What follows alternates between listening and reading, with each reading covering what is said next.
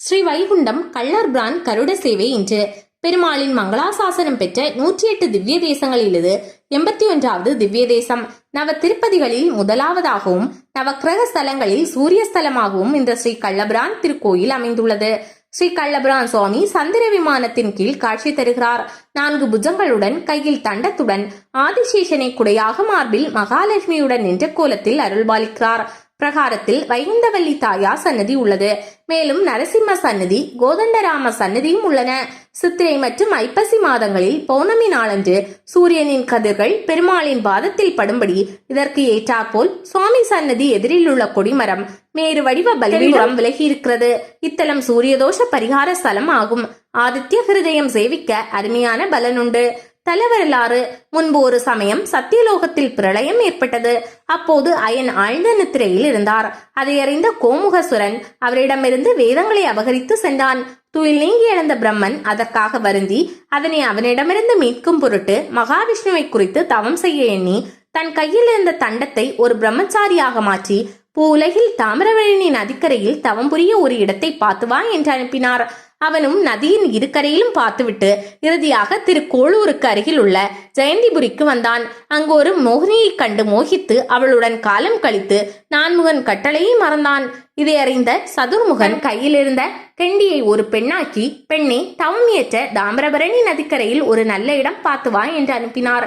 அவளும் வகுநாள் பூவுலகில் சுற்றி சோழிகள் நிறைந்த இந்த பரம பாவனமான இடமே தவத்துக்குரியது என்று பிரம்மனிடம் தெரிவித்தாள். பிரம்மனும் இங்கு வந்து கடும் தவம் செய்ய திருமால் அதற்கு இறங்கி சதுர்முகனுக்கு நேரில் காட்சி கொடுத்து கோமுகாசுரனை முடித்து அவனிடமிருந்து வேதங்களை மீட்டு பிரம்மனிடம் அளித்தார். பிரம்மனும் அகல் விசும்பும் நிலனும் இருளார் வினைக்கட செங்கோல் நடாத்துவீர், எப்படி வைகுந்தத்திலிருந்து இங்கு எழுந்தருளி சேவை சாதித்தீரோ அவ்வண்ணமே இங்கு எப்பொழுதும் சேவை சாதித்து அடியார்களின் செடியான பல்வினைகளை தீர்த்து அருள் புரிய வேண்டும். இத்திருப்பதியும் ஸ்ரீ வைகுண்டம் என்ற திருநாமத்துடன் விளங்க வேண்டும் என்று விண்ணப்பம் செய்ய பெருமாளும் அவ்வாறே இங்கு கோயில் கொண்டார். பிரம்மனும் தனது கெண்டியால் தாமிரபரணி தீர்த்தத்தை எடுத்து பெருமாளுக்கு திருமஞ்சனம் செய்ததாலும் நதிக்கரையில் கலசத்தை ஸ்தாபித்ததாலும் இத்தீர்த்தம் கலச தீர்த்தம் என்று வழங்கப்படுகின்றது. பிரம்மன் வைகுண்டநாதருக்கு சைத்திர உற்சவம் நடத்தி பின் சத்தியலோகம் சென்றார். இத்தலத்தில் காலதூஷகன் என்ற கள்வன் ஒருவன் இருந்தான்.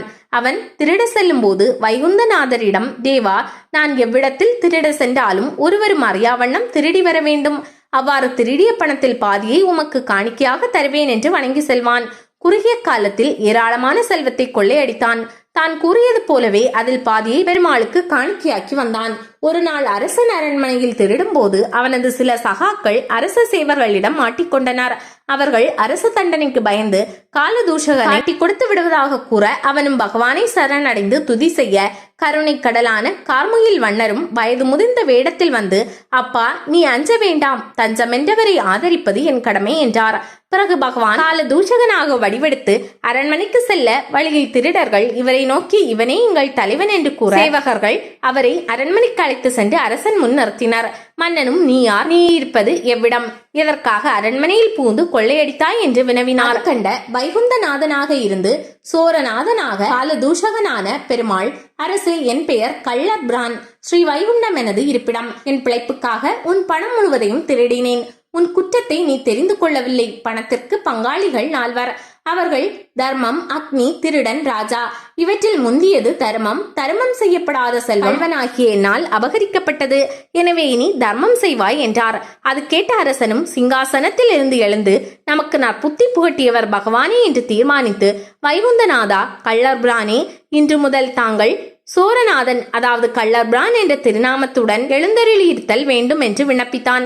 அது முதல் உற்சவர் கள்ளர்பிரான் என்று வழிபடப்படுகின்றார். சித்திரை பெருந்திருவிழாவின் போது நம்மாழ்வார் பொலிந்து நின்ற பெருமாளுடன் ஸ்ரீ வைகுண்டம் எழுந்தருள்வார். பெருமாளை மங்களாசாசனம் செய்த பின் அன்னவாகனத்தில் எழுந்தருளும் சடகோபருக்கு கள்ளபிரான், பொலிந்து நின்ற பிரான், வரகுணமங்கை எம்மிடர் கடிவான், திரு புலிக்குடி, காய்சின வேந்தன் ஆகிய 4 பெருமாள்களும் கருட வாகனத்தில் சேவை சாதிக்கின்றனர்.